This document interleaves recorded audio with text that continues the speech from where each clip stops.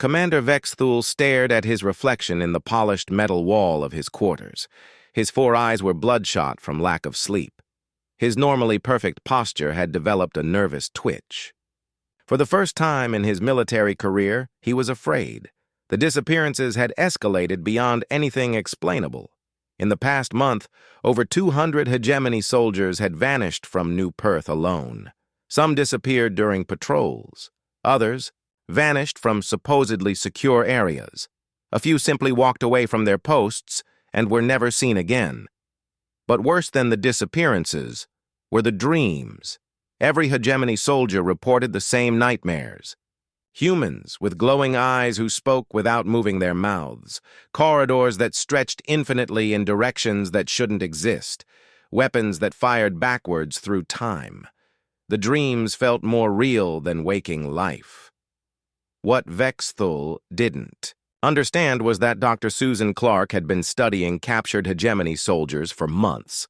Her background in CIA psychological operations had prepared her for unconventional warfare, but the aliens presented unique opportunities. The hegemony species communicated through a combination of verbal language and low-level telepathic connections. This neural network that made them efficient soldiers also made them vulnerable to psychological manipulation. Their minds are linked, Dr. Clark explained to her team of specialists. Fear spreads through their telepathic network like a virus. One terrified soldier can infect an entire unit.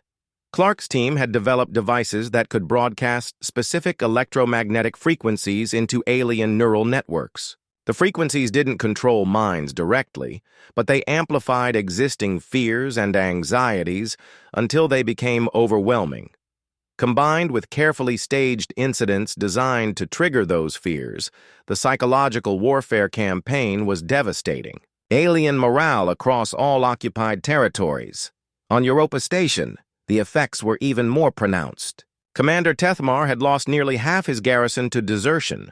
Soldiers who had served faithfully for decades were requesting immediate transfer to any assignment outside human space. "They're not human," reported squad leader Caxrin after his latest patrol. "Whatever we're fighting, they're not the same species our intelligence described." "Explain," Tethmar demanded, though he dreaded the answer. "They appear from nowhere. Our sensors detect nothing. Then suddenly they're everywhere. They move through solid walls. They speak directly into our minds." Tethmar had heard similar reports from dozens of soldiers. None of it made sense according to known science, but the evidence was undeniable. The truth was that Captain Eva Morris had perfected the use of modified alien technology for psychological warfare. Her team could now phase partially out of normal space-time, making them appear ghostly and insubstantial to alien sensors. More importantly, they had learned to exploit the telepathic frequencies used by hegemony communication systems. By broadcasting on those frequencies, humans could appear to speak directly into alien minds. "The key is making them believe we're something beyond their understanding," Morris explained to her strike team.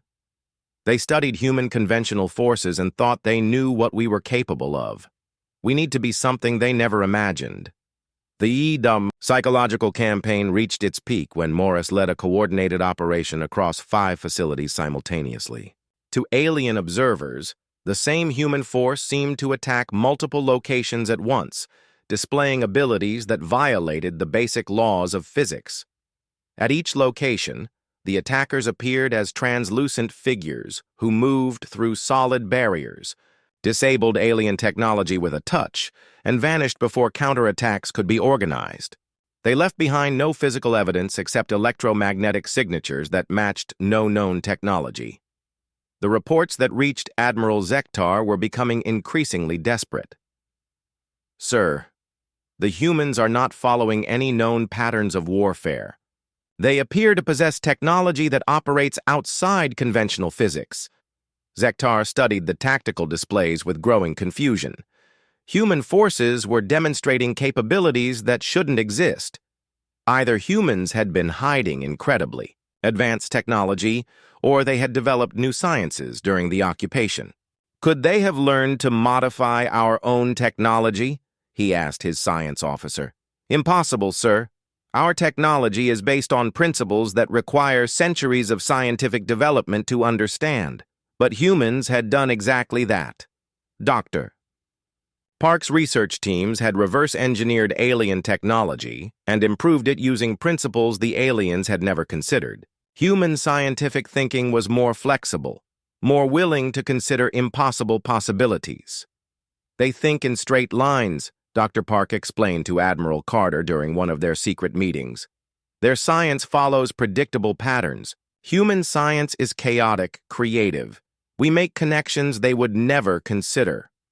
The breakthrough had come when human physicists realized that alien technology could be enhanced using quantum mechanics applications that the Galactic Council considered theoretical impossibilities. On Titan Base, Garrison Commander HFY faced the complete breakdown of military discipline. His soldiers refused to patrol alone. They demanded to be transferred away from human space. Some had simply abandoned their posts and disappeared into deep space. The humans are in our dreams, reported Medical Officer Dexalth. Every soldier reports identical nightmares. This suggests either coordinated psychological warfare or abilities we don't understand. HFY knew his career was finished. You couldn't maintain control of a territory when your own soldiers were afraid to leave their barracks. The final psychological blow came when Colonel Lisa Grant executed Operation Nightmare. Using intelligence gathered from every occupied facility, her teams simultaneously attacked the personal quarters of every senior hegemony commander. The attacks weren't designed to kill or capture. They were designed to demonstrate that humans could reach anywhere, anytime, regardless of security measures. Each commander woke to find a simple message written on their wall in a substance that glowed with alien light. We know where you sleep. The messages vanished by morning, leaving no trace except the memory of impossible intrusion into supposedly secure locations. Admiral Zektar received reports from every facility in human space. Every single commander reported the same incident, occurring simultaneously across light years of distance. The coordination required was beyond anything the Galactic Council thought humans possessed. How are they communicating faster than light? Zektar demanded from his science staff. Unknown. Sir, the only known faster-than-light communication requires quantum entanglement networks that take decades to establish. But humans had built those networks in months, not decades.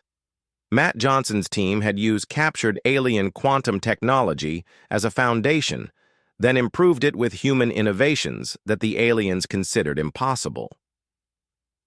The psychological warfare campaign had achieved its objective. Fear of humans was spreading through the hegemony fleet faster than any physical weapon could have traveled. Soldiers who had conquered dozens of worlds were requesting reassignment rather than face humans again. What made the fear worse was that Hegemony Command couldn't explain what they were fighting. Official reports described humans with supernatural abilities who violated known physics. The reports were so incredible that Fleet Command began to question whether humans were actually the primitive species they had studied. Could this be a different species entirely? Suggested Fleet Intelligence Officer Wex Prime. Perhaps the real humans are extinct, and something else has taken their place. It was easier to believe that than to accept that humans had developed impossible capabilities in just months of warfare. The truth was that humans hadn't developed new technology as much as they had learned to think about existing technology in ways that aliens couldn't comprehend. Human creativity, desperation, and refusal to accept limitations had produced innovations that seemed impossible to more rigid alien minds. The psychological war was nearly won, but the humans weren't finished. The final phase would convince the aliens that Earth itself was far more dangerous than anyone had imagined. The emergency session of the Galactic Council convened under circumstances no one had anticipated. The Crystal Hall on Nexus Prime, which had echoed with laughter 6 months earlier, now filled with nervous energy and barely controlled fear. Ambassador. Zektar stood before the assembled delegates, but he was not the confident leader who had proposed the human occupation. His forearms trembled slightly as he activated the holographic displays. Dark circles under his eyes showed the stress of recent months. "Fellow council members," he began, his voice lacking its former authority. "I must report that our assessment of human capabilities was severely flawed." The hall remained silent. Every delegate had received reports from their own intelligence services. Every species that had participated in the occupation was experiencing the same impossible problems. "Our forces in human space report contact with an enemy that possesses capabilities beyond our understanding," Zektar continued. "Human soldiers appear and disappear at will. They move through solid matter. They disable our technology with methods we cannot detect or counter." Hisek, the Saurian delegate, spoke up with none of his previous amusement. "My analysts believe the humans have been concealing advanced technology for centuries. The primitive weapons we observed were clearly a deception." The Vorthon representative, his metallic voice grinding with stress, added his assessment. 3 of our battle groups have requested immediate reassignment rather than return to human space. Our soldiers report psychological effects that suggest humans possess mind control capabilities. What none of the aliens knew was that their discussion was being monitored in real time. Matt Johnson's quantum communication network had penetrated even the Galactic Council's supposedly secure chambers. Every word was transmitted instantly to Admiral Carter's command center on Earth. "They're more terrified than we hoped," Carter told his assembled staff. "But we need to push them over the edge completely." Colonel Lisa Grant had prepared for this moment. "Operation Prometheus Final Phase is ready for execution. We've planted evidence that will convince them humans have been manipulating galactic politics for centuries." The operation was audacious beyond anything attempted before. Using their infiltration of alien communication networks, human intelligence operatives had been slowly inserting false historical records into alien databases, archaeological. Discoveries suggesting human civilization was thousands of years older than believed. Records of mysterious accidents that destroyed alien military installations near Earth over the past century. Communications intercepts that seemed to show humans observing and influencing galactic events from the shadows. The false evidence painted a picture of humans as an ancient, advanced species that had been pretending to be primitive while secretly manipulating younger civilizations. Back in the council chamber, the debate continued with growing panic. "I have reviewed historical records," announced the Centauri delegate. "There are unexplained incidents near human space dating back centuries. Ship disappearances, equipment failures, entire colonies that simply vanished. Previously attributed to natural phenomena," Hisek added nervously. "But given current human capabilities, a different explanation seems likely." Zektar pulled up new displays showing tactical assessments from occupied territories. Human forces demonstrate coordination across interstellar distances that requires communication technology superior to our own. They appear simultaneously at locations light years apart. The truth was simpler, but no less impressive. Admiral Carter's forces had learned to use captured alien technology in ways its creators never imagined. Human innovation had improved alien science to the point where the creators no longer recognized their own inventions. The final psychological blow came when former Marine Daniel Wright executed the operation that would end the war. Using technology stolen and modified from alien ships, Wright's team infiltrated the Galactic Council's own security systems. They didn't attack. They didn't sabotage. They simply left evidence of their presence where it would be discovered. Council. Security found monitoring devices of unknown design installed throughout the facility. The devices appeared to have been there for years, possibly decades. Their technology was based on principles that seemed to combine alien science with innovations the Council had never seen. "How long have they been watching us?" Zektar asked. His security chief. "Unknown, sir." The devices use quantum entanglement in ways we don't understand. They could have been transmitting our discussions anywhere in the galaxy instantaneously.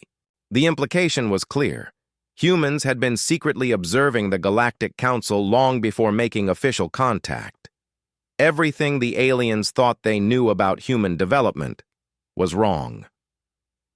The final council session lasted 18 hours.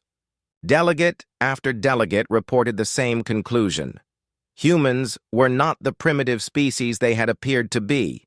They were something far more dangerous. "We must consider the possibility," said the Threx representative, "that humans allowed us to discover their faster-than-light capability. Perhaps they wanted us to make contact." "To what purpose?" asked Hisek. "To study us, to learn our weaknesses, to prepare for conquest."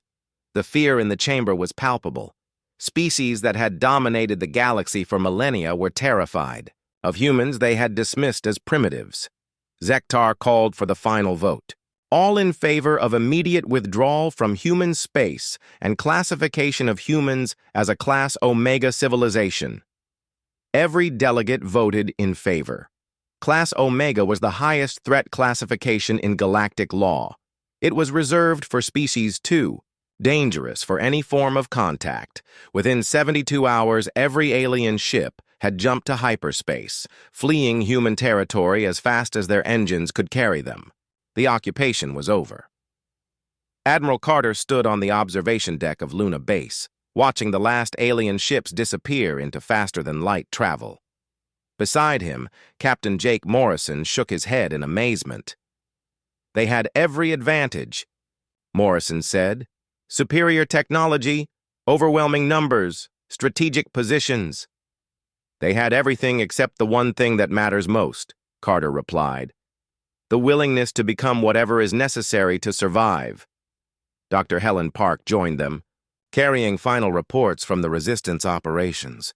"Intelligence intercepts show they've classified us as the most dangerous species in known space. They're spreading warnings throughout the galaxy to avoid human territory," Colonel Grant added her assessment. "They studied our conventional forces and thought they understood us. They never imagined that humans don't just adapt to circumstances. We evolve into them." The irony was complete. The Galactic Council had attacked humans because they seemed weak. They had fled because humans proved to be stronger than anything they had ever encountered, but human strength hadn't come from superior technology or overwhelming force. It had come from the uniquely human ability to refuse defeat, to innovate under pressure, and to become something their enemies never expected. In the months that followed, intercepted alien communications revealed the full extent of human victory. Stories spread throughout the galaxy of the shadow humans who could become invisible, who spoke directly into minds, and who possessed technology that transcended known physics. Alien species that had never heard of humans began to fear them. Trade routes were established that specifically avoided human space. Military academies throughout the galaxy began teaching courses on human warfare tactics. The truth remained classified at the highest levels of human government. The weapons and technologies developed during the resistance were too dangerous to reveal publicly. But the core lesson was recorded in Admiral Carter's final report. The enemy's greatest weakness was their assumption that strength could be measured in obvious ways. They learned too late that the most dangerous enemy is often the one you underestimate. Humanity had won its first interstellar war not through superior firepower, but through superior adaptability. They had proven that human creativity, determination, and refusal to accept defeat were weapons more powerful than any alien technology. The Ban-Adi galaxy had laughed at humans as weak. Now it whispered about them in fear. And in the depths of space, on hidden bases throughout the solar system, humans continued to innovate and prepare. Because they had learned the most important lesson of all, in a universe full of advanced civilizations, the species that survives is not the strongest or the most technologically advanced. It's the one that never stops evolving. Jake's first week at the Institute opened his eyes to how little humans knew about space warfare. He watched Zephyrian fleets practice formations that involved thousands of ships moving as one unit. Vorthon commanders used battle computers that could predict enemy moves 30 steps ahead. Even the smallest alien civilizations had weapons that could destroy planets. Commander Nexus showed Jake through the simulation center on his third day. The Vorthon moved on 6 mechanical legs and spoke through a device that translated his clicks and whistles into human language. "Your species builds crude machines," Nexus said as they walked past rows of quantum computers. "Human ships use chemical rockets and metal bullets. We stopped using such primitive tools 40,000 years ago." The simulation center was a massive room filled with glowing spheres. Each sphere contained a complete model of a star system. Jake watched tiny ships fight battles inside one sphere. Explosions bloomed like flowers as vessels died. "This simulation shows our victory over the Hegemony Rebellion," Nexus explained. "We destroyed their entire fleet in 3 hours using superior tactics and technology. Your human ships would have lasted perhaps 3 minutes." Jake said nothing. He had learned that arguing with aliens was pointless. They had proof of their superiority in every simulation they showed him. Admiral Corvin was even less impressed with human capability. The Zephyrian stood 8 feet tall and had skin that looked like blue stone. His 4 arms moved independently as he demonstrated battle tactics on a holographic display. "Humans fight like insects," Corvan said. "No honor, no strategy, no understanding of proper warfare. In our culture, warriors train for decades before commanding a single ship. Your captains learn their craft in months." Jake watched Zephyrian formations dance through space like deadly ballets. Their ships moved with perfect coordination, striking enemies with precise timing. It was beautiful and terrifying. "How do you coordinate so many ships at once?" Jake asked. "Through unity of purpose and years of training," Corvin replied. "Every Zephyrian warrior thinks with the mind of the fleet.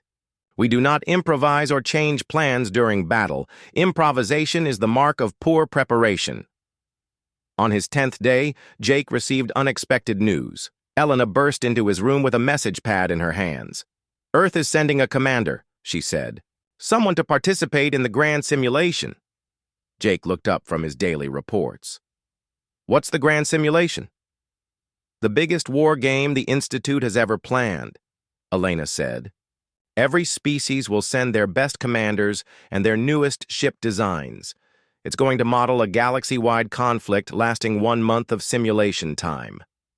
She sat down and pulled up files on her pad. "They're calling it a test of new defensive strategies, but I think it's really about ranking all the species by military power. The results will determine who gets the best positions in future defense alliances."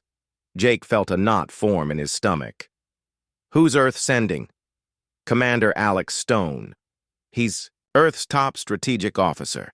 Led the successful defense of the Titan colonies against the rebel uprising." Jake knew Stone by reputation. The man was brilliant, but had never fought against alien technology. Earth's entire military experience came from small conflicts between human colonies. "How many ships does Earth get in the simulation?" Jake asked. Elena checked her notes. 57 vessels, mostly cruisers and fighters. The Zephyrians get 3,000 ships. The Vorthans get 2,000 plus orbital weapons platforms. Even the minor species get more ships than we do. So we're going to be embarrassed in front of the entire galaxy. "Probably," Elena said. "But maybe that's good. If we perform badly enough, they might ignore us completely. Sometimes being dismissed is safer than being seen as a threat." Commander Alex Stone arrived 3 days later. He was a tall man with gray hair and calm eyes. Jake met him at the docking bay along with Elena. "Commander Harrison," Stone said as they shook hands, "I've read your reports. Excellent work. You've given us a clear picture of what we're up against." They walked toward the human quarters while Stone looked around the station. He seemed less impressed by the alien technology than Jake had been. "What's your assessment of our chances in this simulation?" Stone asked. "Honestly, sir? We're going to lose badly," Jake said.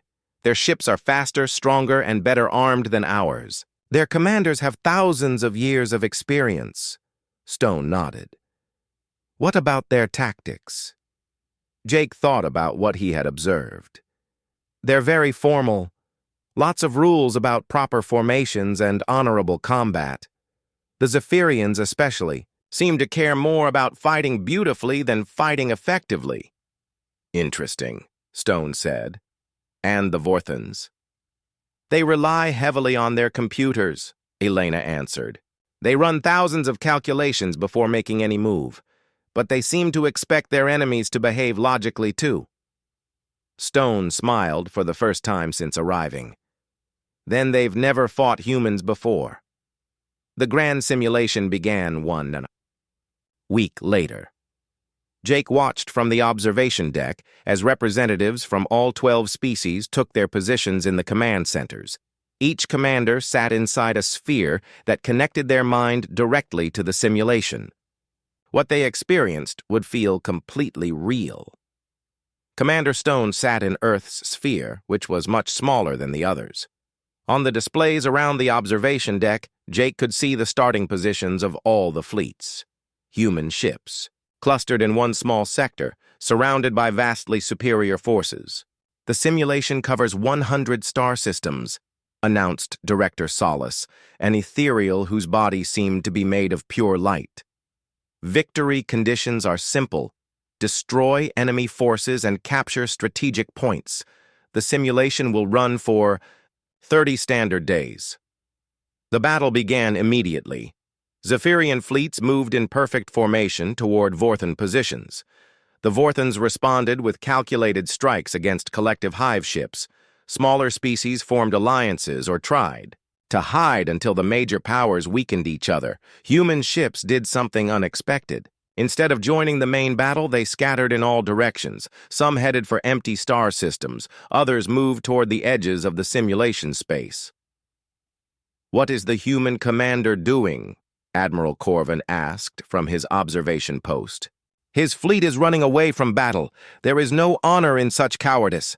Commander Nexus studied the tactical displays. "Human behavior is illogical. They divide their forces and abandon defensive positions. This confirms their primitive understanding of warfare." But Jake noticed something the aliens missed. Human ships weren't running randomly.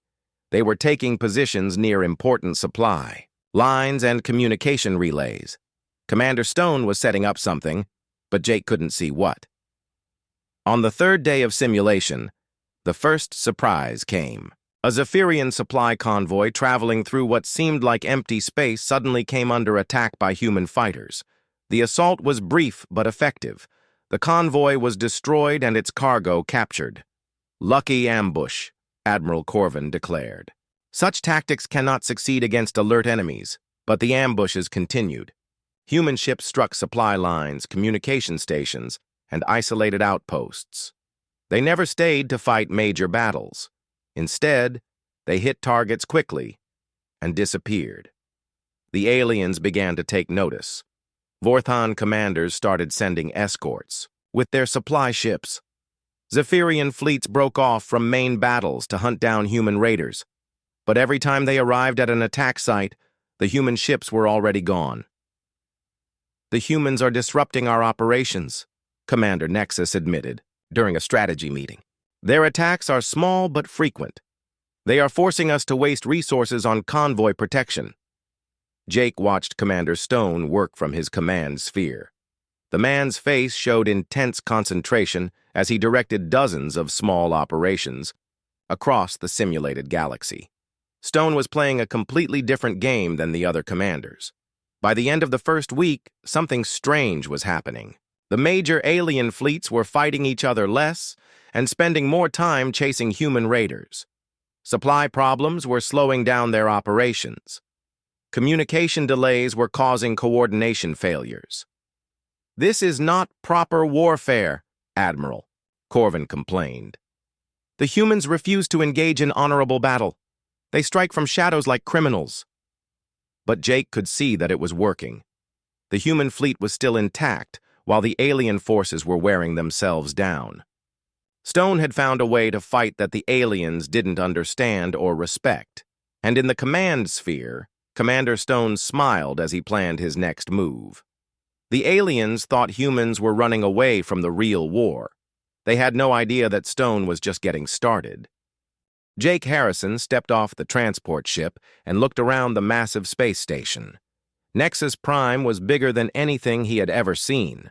The docking bay alone could fit a dozen Earth cities inside it.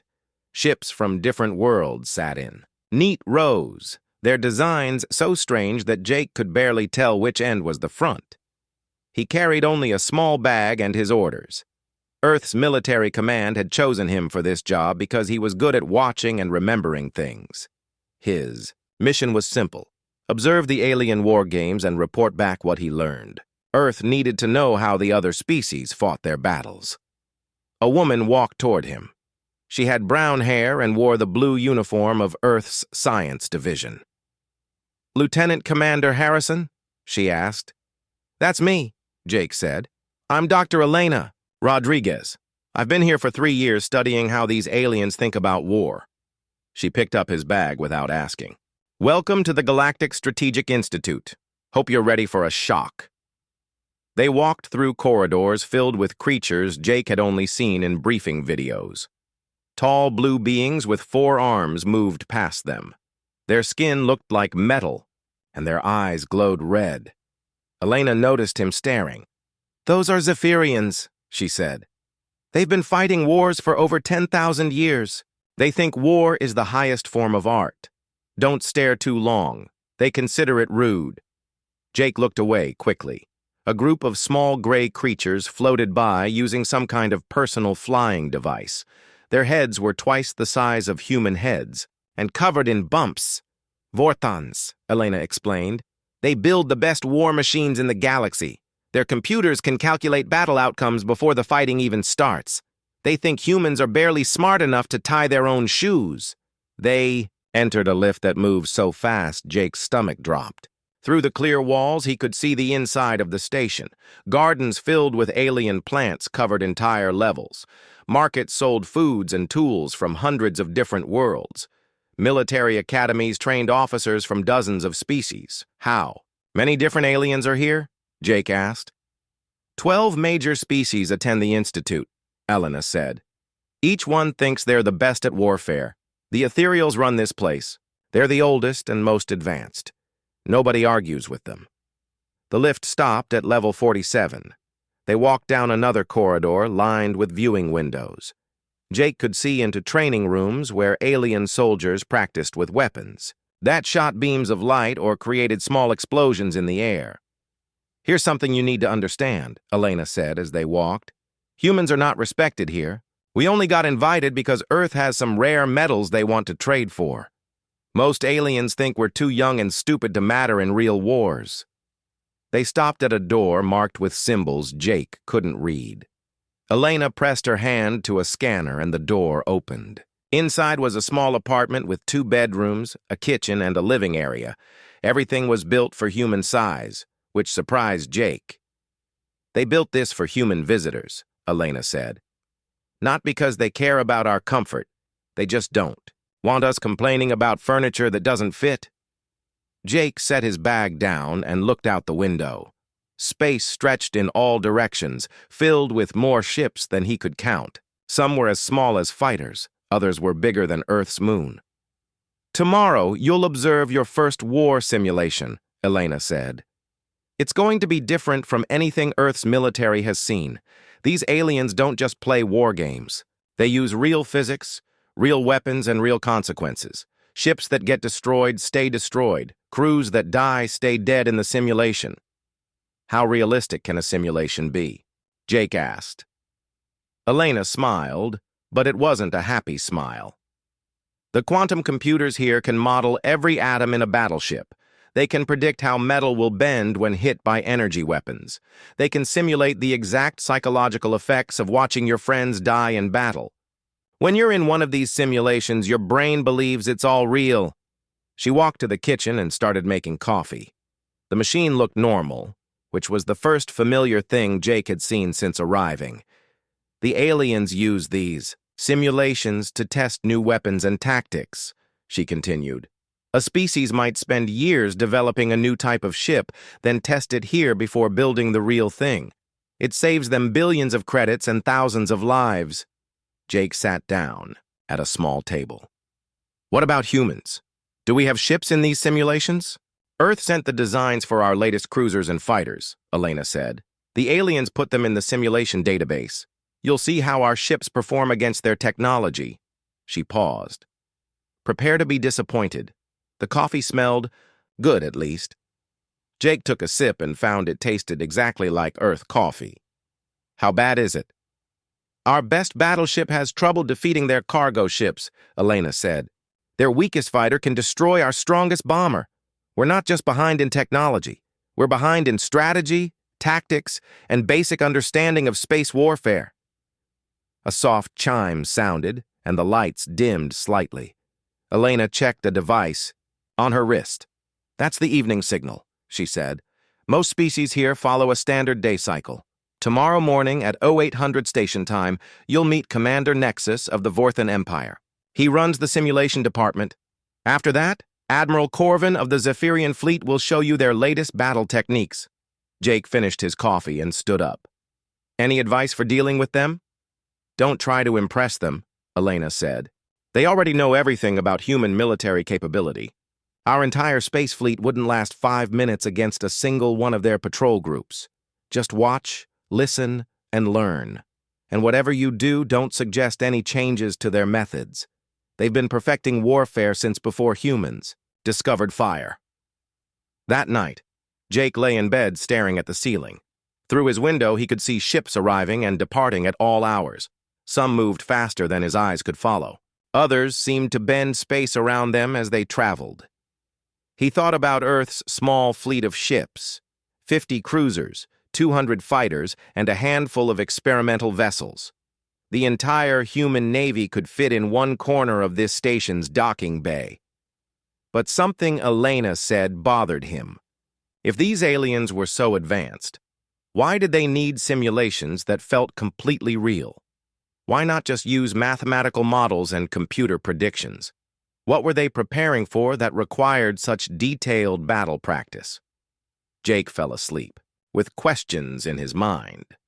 Tomorrow, he would begin learning how the galaxy's greatest military minds thought about war.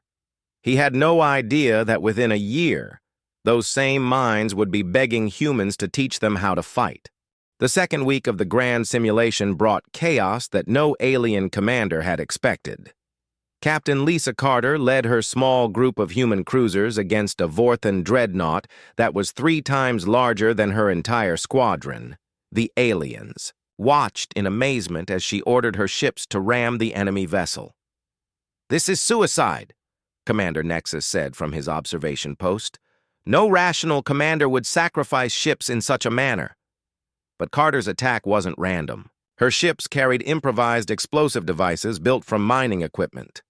When they struck the dreadnought's hull, the explosions tore through its main power systems. The massive alien ship died in space, its crew trapped inside a powerless metal tomb. Jake watched Admiral Corvin's reaction to the footage. The Zephyrian's 4 arms moved in what Elena had taught him was a gesture of extreme confusion.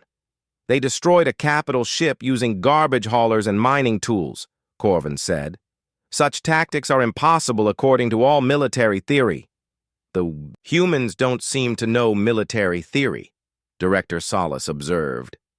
The ethereal's light body flickered with what might have been amusement. Perhaps that is their advantage. Commander Stone's next move surprised everyone even more.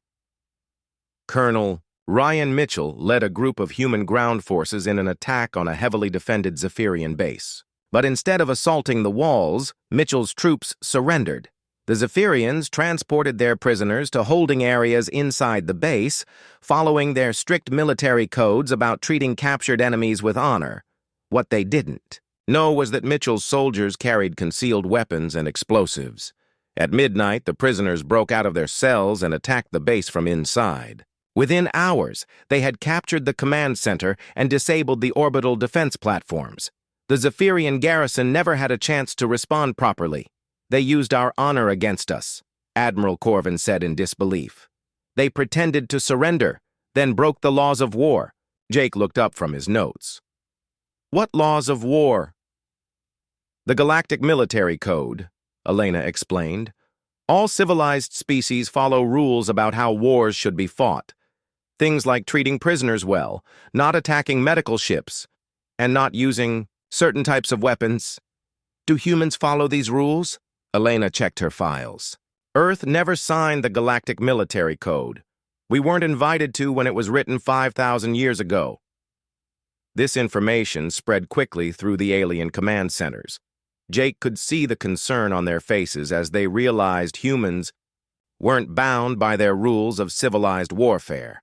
General Marcus Webb took advantage of this fear in the simulation's third week. He began spreading false information through captured communication networks. Zephyrian fleets received fake orders that sent them to attack Vorthon positions. Vorthon commanders got intelligence reports claiming their allies were planning to betray them. The careful alliances between alien species began to break down. Ancient rivalries and suspicions rose to the surface. Soon, species that had been working together were fighting each other instead of focusing on the human threat. The humans are using psychological warfare, Commander Nexus announced during a joint strategy meeting. They are turning us against each other through deception and lies. Such tactics are dishonorable, Admiral Corvin replied. We should unite against this common threat. But it was too late. The alien commanders no longer trusted each other completely.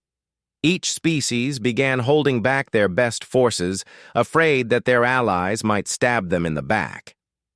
Jake watched this development with growing amazement.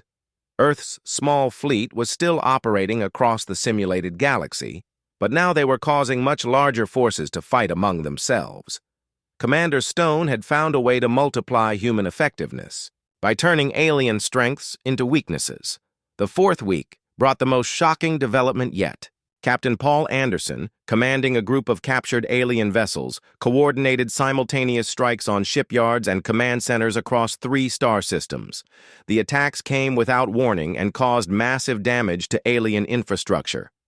How? Did they capture our ships? A collective representative asked. Its voice came through a translation device, since the collective communicated through chemical signals. Jake had watched the captures happen.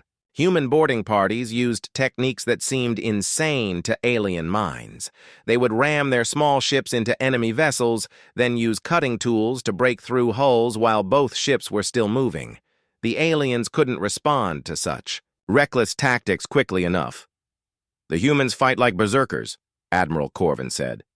They show no concern for their own survival. How can we plan against an enemy that welcomes death? But Jake could see that Stone's people weren't being reckless. Every seemingly crazy attack had a specific purpose. Every sacrifice accomplished something important toward the overall strategy.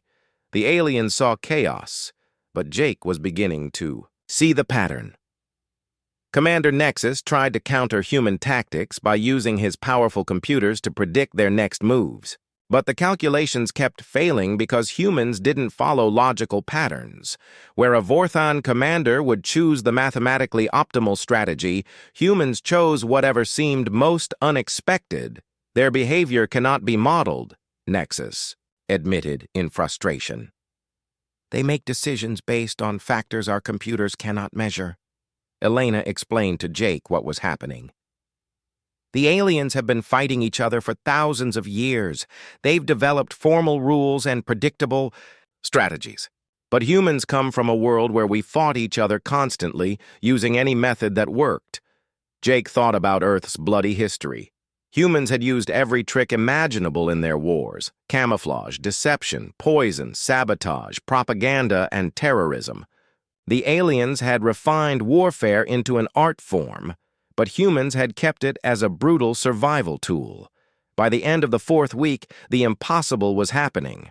Human forces controlled key positions throughout the simulated galaxy. They had destroyed or captured hundreds of alien vessels while losing only a fraction of their own fleet. More importantly, they had caused the major alien civilizations to waste their strength fighting each other. Admiral Corvin called for an emergency meeting of all alien commanders. They gathered in the main conference room while Jake and Elena watched from the observation gallery. "The humans must be stopped," Corvin declared. "Their methods threaten the very foundation of civilized warfare." "I agree," Commander Nexus said. "They ignore all proper military doctrine. Their success proves nothing except that chaos can sometimes defeat order." Director Solace listened to their complaints without speaking. Finally, the ethereal's light body brightened. "Perhaps," Solace said, "the problem is not that humans fight improperly. Perhaps the problem is that proper fighting is no longer enough." The alien commanders looked confused by this statement. They had built their entire civilization around the idea that there were right and wrong ways to conduct warfare. Jake suddenly understood what Director Solace meant. The grand simulation wasn't just a training exercise or a ranking contest. It was a test to find new ways of fighting, and humans had just proven that their supposedly primitive methods might be exactly what the galaxy needed. But as the simulation entered its final week, Jake still didn't know why the galaxy needed new fighting methods. What enemy could be so dangerous that the most advanced civilizations in known space needed to learn from humanity's crude and desperate tactics? The answer would come sooner than anyone expected.